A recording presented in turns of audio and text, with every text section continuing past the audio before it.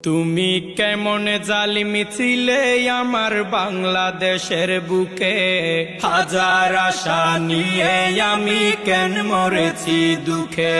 তুমি কেমন স্বৈরাচার আমার বাংলাদেশের বুকে, 16 বছর ধরে আমি কেন মরেছি দুঃখে।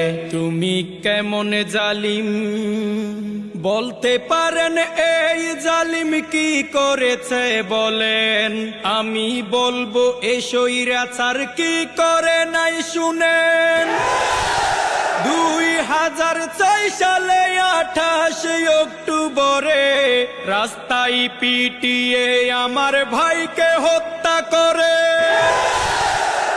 শুরু থেকে এই জালিমের কাহিনী শুনেন, পিলখানাতে 57 অফিসার হত্যা করেন। তুমি কেমন স্বৈরাচার 13 সালে 5ই মে শাপলা চত্বরে হেফাজত ইসলামের উপর ব্রাশ ফায়ার করে। হিন্দুর ছেলে বিশ্বজিৎকে শিবির মনে করে রাস্তার উপর পিটিয়ে পিটিয়ে হত্যা করে। বুয়েটে ছাত্র নাকি শিবির করার অপরাধে শহীদ হলো আমার ভাই আবরার ফাহাদে। তুমি কেমন জালিম, তুমি কেমন জালিমি ছিলে আমার বাংলাদেশের বুকে, হাজার আশা নিয়ে আমি কেন মরেছি দুঃখে। তুমি কেমন জালিম সাজানো ষড়যন্ত্র মিথ্যা ট্রাইব্যুনালে আমার নেতাদেরকে কেন ফাঁসিতে ঝুলালে।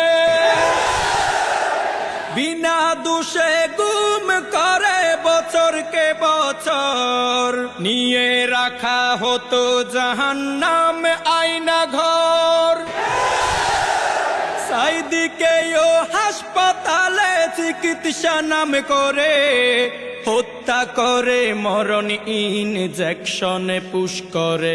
তুমি কেমন জালিম আল কোরআনের মাহফিলেও বাধা নিষেধ ছিলে, অনুমতি লেগেছে কোরআনের মাহফিলে।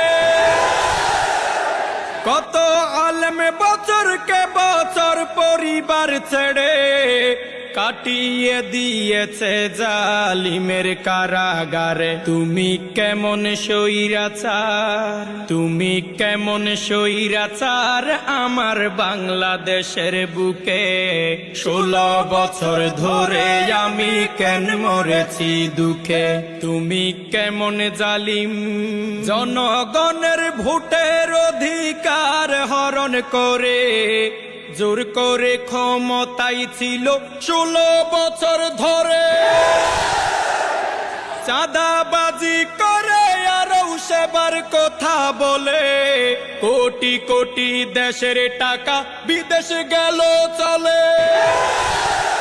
লোক দেখানো ছিল শুধু তোদের উন্নয়ন, দুর্নীতিতে আমার দেশ হয়েছে চ্যাম্পিয়ন।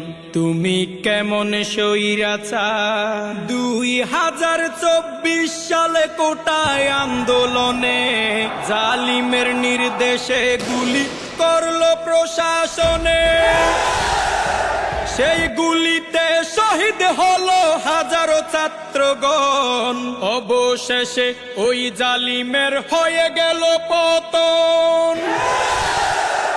18 কোটি জনগণ আজ আছে হুঁশিয়ার, এই দেশে আর পার পাবে না জালিম স্বৈরাচার।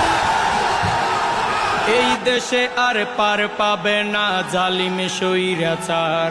তুমি কেমন জালিম, তুমি কেমন জালিম ছিলে আমার বাংলাদেশের বুকে, হাজার আশা নিয়ে আমি কেন মরেছি দুঃখে। তুমি কেমন স্বৈরাচার, তুমি কেমন স্বৈরাচার আমার বাংলাদেশের বুকে।